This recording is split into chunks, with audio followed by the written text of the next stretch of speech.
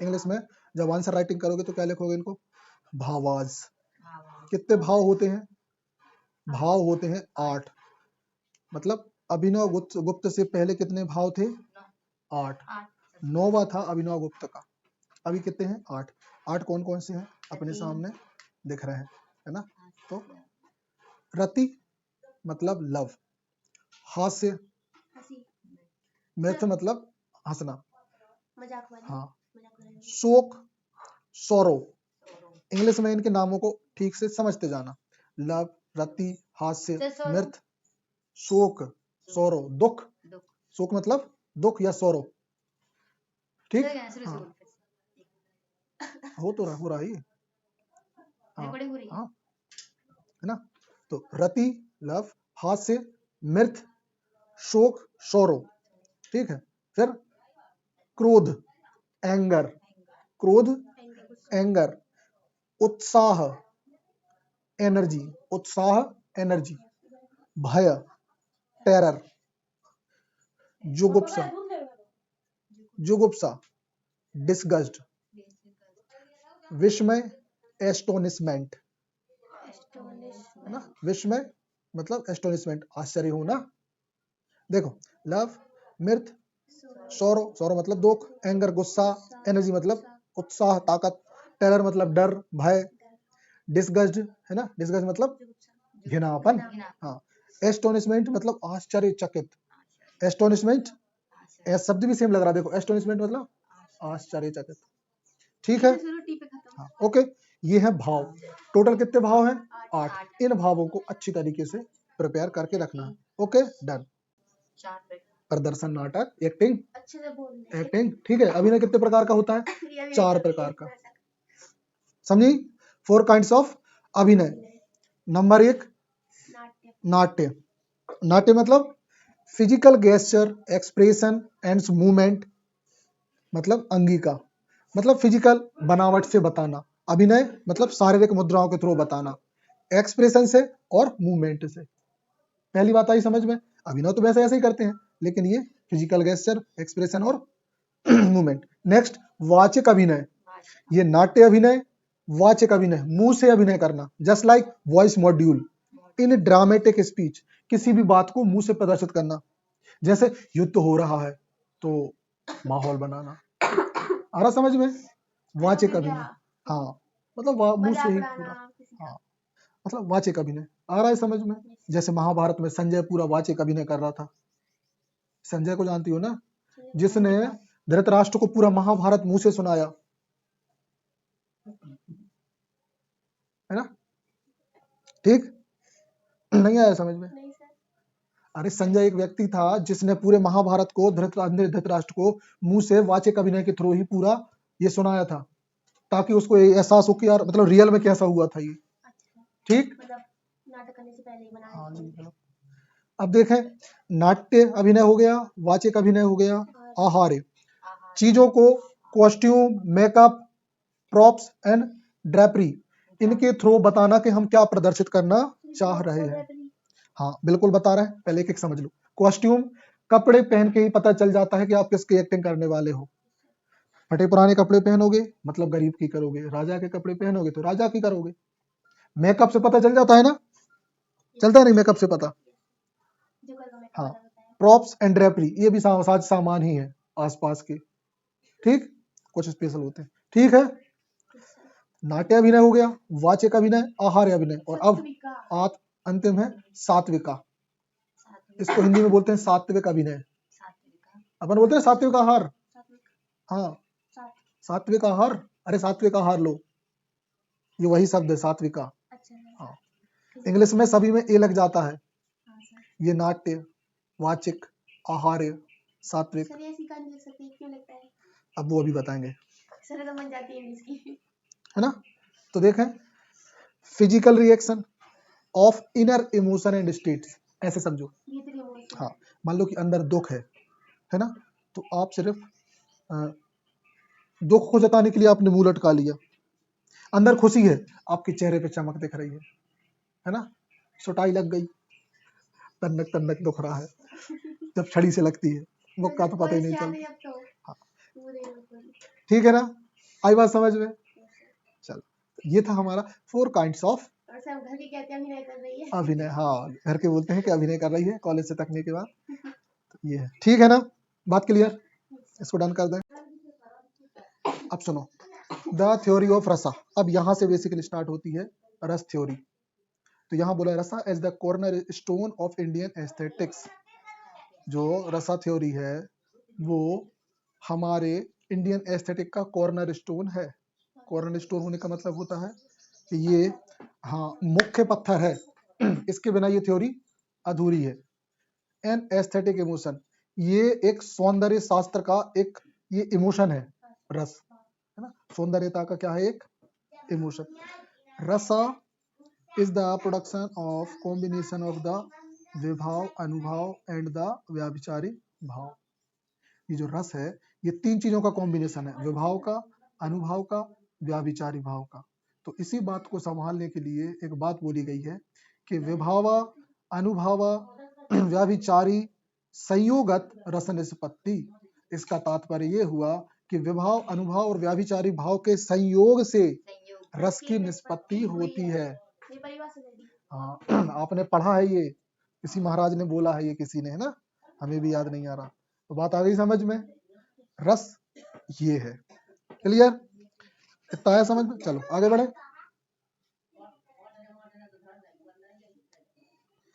अब देखें कि विभाव क्या है। ये हो गया है ना, ये भी थ्योरी ऑफ रसा, ठीक है, ये हो गया इतना, है ना, कि विभाव, अनुभाव और व्याभिचारी भाव के संयोग से रस की निष्पत्ति होती है। याद रहेगा, विभाव, अनुभाव, व्याभिचारी भाव के संयोग से रस की निष्पत्ति होती है। चलो अब देख लें एक एक करके इन तीनों महाशयों को। तो सबसे पहले अपन देखने वाले हैं विभाव। विभाव क्या है? विभाव इज द ऑब्जेक्टिव कंडीशन और स्टेट विच एक्साइट्स और प्रोड्यूस्ड एन इमोशन। मतलब क्या है? ये कंडीशन है ना, काहे की? प्रोड्यूस्ड एन इमोशन, जो क्या चीजों पर उत्पन्न करती है? इमोशन को। सीधी बात ये है, ये कारण है। विभाव क्या है? कारण। प्रोड्यूस्ड एन इमोशन, हमें पूरा बोलते आना चाहिए। विभाव इज द ऑब्जेक्टिव कंडीशन और स्टेट विच एक्साइट्स और प्रोड्यूस, है ना, एन इमोशन। इमोशन को क्या करती है? ये प्रोड्यूस करती है। ऑब्जेक्टिव कंडीशन है, मतलब एक स्थिति है, एक कारण है। फॉर एग्जाम्पल सुनो, ऐसे समझो, ये था मुक्का, इसने तुम्हारे अंदर क्या किया? एक दर्द एहसास हल्का सा उत्पन्न किया। तो विभाव क्या था? मुक्का। अब ऐसा नहीं कि सिर्फ अकेली को लगे, तुम्हें भी एहसास होना चाहिए, ठीक है? तो विभाव अब समझ गया विभाव ये था, ठीक। आगे बढ़े, जैसे विभाव भूलो, इमोशन आया अपने अंदर। हाँ इमोशन आ गया, विभाव क्लियर। हाँ अभी सुनना, ये नहीं, ये कारण था विभाव, है ना। अभी विभाव की बात हो रही। अब देखो 2 काइंड्स ऑफ विभाव, 2 प्रकार का विभाव होता है, आलंबन विभाव, उद्दीपन विभाव। अपन ने परिभाषा हिंदी में देखी थी। आलंबन क्या होता है? विच मीन्स द पर्सन और the person with reference to whom the emotion is manifested. एक व्यक्ति, अ पर्सन, है ना, जो उस इमोशन का कारण होता है। जैसे अभी हम हैं, अब उद्दीपन को देखो, अब समझ जाओगे दोनों। विच means the circumstances has exercise the emotion. अब उद्दीपन क्या होता है? देखो, आलंबन हो गए हम सर, उद्दीपन क्या हो गया? ये पढ़ाई का माहौल जिसकी वजह से तुम छुट्टी थी। बोलो सही, ठीक है। आलंबन सर जी, उद्दीपन जो माहौल। समझ गए, है ना, समझ गए ना। आलंबन, उद्दीपन, ये दोनों विभाव के अंग हैं, क्योंकि जो मुक्का लगा था ना, है ना, इस सब कंडीशन की वजह से था। अभी सिर्फ देखो मुक्के तक बात हुई है, विभाव है, ये कारण है। ये दोनों कारण होते हैं, मिलके विभाव के 2 पार्ट होते हैं। आराम से हम नहीं भूलेंगे, सरल है ना। 4 प्रकार के अभिनव नहीं भूलेंगे, एक विभाव नहीं भूलेंगे जिसके 2 प्रकार होते हैं, आलंबन, उद्दीपन। ये सब रस का हिस्सा है, सही है। बढ़ जाए आगे। चलो नेक्स्ट। अब विभाव के लिए थोड़ा सा अच्छे डायग्राम से बताया, अपन भी पेपर में बनाएंगे। तो विभाव is the objective condition which, है ना, एक्साइट्स प्रोड्यूस इमोशन, वही की वही चीज, क्लियर। 2 काइंड्स ऑफ विभाव, आलंबन सर और उद्दीपन मतलब पढ़ाई, ठीक। एक फिजिकल स्टेट होती है, एक थिंग होती है एनवायरमेंटल इमोशनल स्टेट। ठीक है ना, अब नहीं भूलोगी। चलो अब यहाँ पे कुछ चीजें उनने वो एग्जांपल दिए हैं कौन से, हाँ देखते जाओ, बैठ जाओ। हाँ अब इनने जो कुछ कंडीशन दी है ना, वो क्या कंडीशन दी है, हमारे लिटरेचर के एग्जांपल दिए। क्या के एग्जांपल दिए, तो देखो विवाह के लिए कालिदास का अभिज्ञान शकुंतलम सुना है नाम तुमने, है ना, शकुंतला की कहानी। तो इंग्लिश लिटरेचर में उसको हाँ हाँ आ चुकी है, वही है ये इग्नू के सिलेबस में है ये, वो अनसुईया का जो बेटा होता है। नहीं समझी तो हम बताएंगे, तो फिर आप तुम भूल गई कौन सी बोलेंगे, जो मूवी है। बोल रहे हैं हम तो। हाँ मूवी बोल रहे हैं, उसमें भी सब सही ही बताया है, मगर अपन गलत नाम प्रोनाउंस कर रहे हैं। चलो इसको देख लो, जल्दी खत्म करें, है ना। कालिदास का अभिज्ञान शकुंतलम, ये विवाह का एक फोटो है। कैसा विवाह, मतलब यहाँ पे कारण और स्थिति दोनों है। मतलब ये अभी इसका शांतनु की मुलाकात शकुंतला से हुई है ना, और इस जंगल में हुई, तो ये कारण बनता है पूरी कहानी का, समझे। यही कारण था ना कि राजा फिर वो मतलब उसका क्या बोलते हैं, वो ऋषि श्राप देते हैं, वो परेशान होती है, हाँ वो उसकी अंगूठी मछली खा जाती है, राजा के वहां पहुंचती है, यही कंडीशन बनती है ना। याद आ जाता है। तो देखो ये दोनों की यही कंडीशन विवाह है। अब तो नहीं भूलेंगे विवाह। एक अपना एग्जांपल देख लिया, एक लिटरेरी एग्जांपल आप इसको मेंशन कर सकते हो। नेक्स्ट देखें, अनुभव इज द बॉडीली एक्सप्रेशन। चलो विवाह कंप्लीट हो गया। पहले विवाह अपनी भाषा में अपन ने क्या किया था, हम आलम्बन, माहौल उद्दीपन, मुक्का सुटाई, तो ये कारण। अब उससे जो तुम्हें एहसास हुआ, पिटाई लगने से जो तुम्हें एहसास हुआ, अनुभव हुआ, अनुभव हुआ कि नहीं हुआ, दर्द हुआ। अनुभव इज द बॉडीली एक्सप्रेशन, हल्का सा दर्द हुआ। सही क्या कर रहे हैं, मोमबत्ती गिरा रहे हैं उसके ऊपर? नहीं मोमबत्ती से देख रहा है। ये फोटो है विलियम शेक्सपियर के ओथेलो की। यहाँ पता क्या है, ये मर रही है और ओथेलो इसको मतलब दुख दुख मना रहा है, मतलब शोक में डूबा है, फील कर रहा है वो दुख को, अनुभव को फील कर रहा है। ठीक, अनुभव, अरे अनुभव करते हैं ना चीजें अनुभव करते हैं ना, दैट्स इट। नाउ व्याभिचारी, अच्छा व्याभिचारी का सीधा सा मतलब होता है जो ज्यादा समय टिकते नहीं है, संचारी, संचारी भाव ये हो जाते हैं, वो क्या हो जाते हैं, चुटकियों में उड़ जाते हैं। Is the series of diverse emotion that feed on the dormant emotion. That means व्याभिचार is the series of diverse emotion. Diverse emotion बदल जाते हैं, अरे चेंज हो जाते हैं इनकी लोकेशन, अभी बताएंगे कैसे। That feed on the dormant emotion, dormant of है ना, इमोशन मतलब ज्यादा देर टिकते नहीं है, ऐसे समझो, है ना। फटाक से प्यास लगी, पानी पिया, खत्म, नहीं टिका, है ना। जैसे अपन कहीं चल रहे हैं, तन्नक अपनी चप्पल टूट गई, हल्का सा इमोशन जगह, खत्म, सही है ना। रास्ता में चल रहा है, पीछे वाले ने एक अपनी जिन्न बाई ने हाथ पकड़ खींचो, तन्नक गुस्सा आई, फिर शांत हो गई। क्लियर, अब समझे, तुच्छ इमोशन छोटे समय के लिए। अब ठीक, व्याभिचारी भाव कौन से भाव, व्याभिचारी भाव, ठीक है, समझ गई। नेक्स्ट देखें, अब देखो सही संयोग लिखा है इसमें, मतलब अरे जुड़ना, संयोग, सबका संयोग। तो कंजक्शन एंड द रस निष्पत्ति मैनिफेस्टेशन ऑफ रसा, तो इनकी निष्पत्ति होती कैसे है। अब उनने वो बिल्कुल सरल तरीके से बताया, तो रसा is connected with the primary emotion, permanent, है ना, या डोमिनेंट इमोशन नोन एज स्थायी भाव। तो देखो रस जो है वो प्राइमरी इमोशन है, बिल्कुल सही बात, मतलब सबसे शुरुआत उसी से होती है। तुमने जूस पिया, तुरंत जीभ में मीठा मीठा लगा, अगर वो जूस पाइनएप्पल, एप्पल या मैंगो का हुआ, और अगर वो संतरे उसका हुआ, करेले का, तो भी वो तुरंत बता देगा कि मैं कौन हूँ।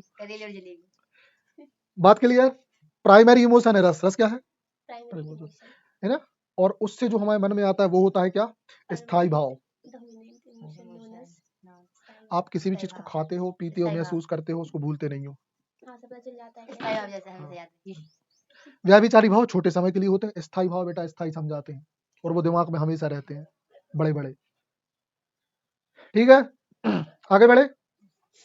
the dominant emotion are connected with the emotional state and the emotional become rasa when it's aesthetic excited, है ना। कहने का मतलब ये है स्थायी भाव स्थायी होते हैं जो हमारे दिमाग में मतलब डोमिनेंट होते हैं, वो इनका राज होता है हमारे दिमाग में, ठीक, ये कभी जाते नहीं है। और फिर देखें different version regarding the creation of रसा, रस के बारे में, हाँ रस के बारे में बहुत सारे लोगों ने अलग अलग बात बोली है। हम नाम बता दे रहे, तुम तो सुन लो, ज्यादा ये इंपॉर्टेंट नहीं है, एग्जाम में मेंशन ना कर पाओ कोई दिक्कत नहीं। कुछ महान लोगों के नाम है जैसे मम्मट भट्ट, हाँ मम्मट, हम भी हाँ ठीक है, फटाफट देख लो। मम्मट भट्ट ये विश्वास करते हैं, बिलीव्स दैट रसा happened through a cause, effective cause और निमित्त कारण।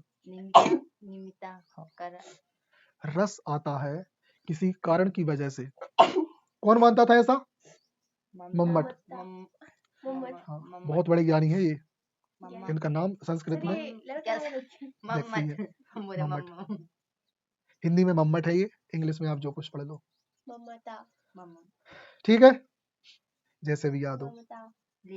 क्लियर, आगे बढ़े, अच्छे एकदम एक्टिवली देखते जाओ। फिर समसुखा discuss the relationship between the real and the unreal and the blinding of these two worlds can create रसा। एक सत्य मतलब रियल और एक अनरियल, ये दोनों मिलके रस को बनाते हैं, ऐसे समझना। हम जो मूवी देखते हैं ना, उसमें आधी बातें सही होती हैं और आधी गलत, तभी उस फिल्म में आपको मजा आता है। नहीं तो अगर तुम्हें सत्य सत्य दिखा दे तो तुम मालूम क्या हो, जो दुनिया की सबसे बकवास मूवी आज हम देख के आए, कि सत्य घटनाओं में ताकत नहीं होती उतनी, सिर्फ सत्य ही होता है ना। कि अपन जब तो जाना देखा का हीरो ने एक मुक्का मारो तो बस भी 2 फुट दूर जाके करो, 10 फुट दूर, है ना। नहीं तुम देखो का हीरो ने मारो वो तन्नक ऐसे ही भाव नॉर्मल लड़ाई हो रही, कोई लग जाती हो फिर जिंदा हो जाते हैं। हाँ सर, तो बात सही है। हीरो नहीं मरा, जिंदा देखो हो गया। मम्मट जी ने भी सही कहा, समसुख ने भी सही कहा, रियल और अनरियल का ब्लेंडिंग मिक्स होता है, ये सही है ना। अब भट्टनायक एंड अभिनव गुप्त, है ना, हाँ भट्टनायक और अभिनव गुप्त क्या बोलते हैं, नहीं दिया उनका, है ना। ये है भट्ट टोटा, हाँ भट्ट टोटा, इनने बोला the audience are the midway between pure actuality and pure identity. तो जो ऑडियंस होती है ना, ऑडियंस के बारे में बोला है कि वो मिडवे बीच में होती है pure actuality and pure identity. ऐसे समझो, वास्तव में व्यक्ति है क्या, कंडीशन है क्या, और वास्तव में उस व्यक्ति की पहचान क्या है, इसके बीच में ऑडियंस मध्यम मतलब बीच में होती है। अब ये कौन के बीच की बात कर रहे हैं, कहाँ की बात कर रहे हैं, तो ऐसे समझो एक नाटक चल रहा है और एक सत्य है, उसके बीच में हम ही समझते हैं कि सही कहा है। ऐसे समझो कोई नाटक चल रहा है, हमको पता है ये नाटक नकली है ना, समझते हैं ना कि ये नाटक नकली है, बाकी कोई दूसरा देखे तो उसको नहीं पता होता, दूसरा कौन, ऐसे समझो। एक नाटक हम लिख रहे हैं, उसमें बहुत सारे कैरेक्टर हैं, उन सब कैरेक्टर के लिए वो चीज रियल है, भले ही वो जिंदा नहीं है, लेकिन हमारे लिए हमने उनकी रचना की है। हाँ सर, जैसे डॉक्टर फॉसेस ने लिखा था। हाँ ठीक, कितना खतरनाक है, लेकिन क्रिस्टोफर मार्लो के लिए तो वो एक अपनी कला थी, लेकिन उनके लिए डॉक्टर फोस्टर्स के लिए तो वो रियल जिंदगी थी। हाँ सर। ठीक, इसको निपटाएं जल्दी, आगे देखें, है ना। अब देखें इसमें और क्या है, एक मिनट, इसको यहीं पे अपन करते हैं अब स्टॉप, है ना। आई थिंक ये था सफिशिएंट है अपने लिए। कितने पेज तक करनी है अपन ने? नहीं उसमें पेज से नहीं देखना है,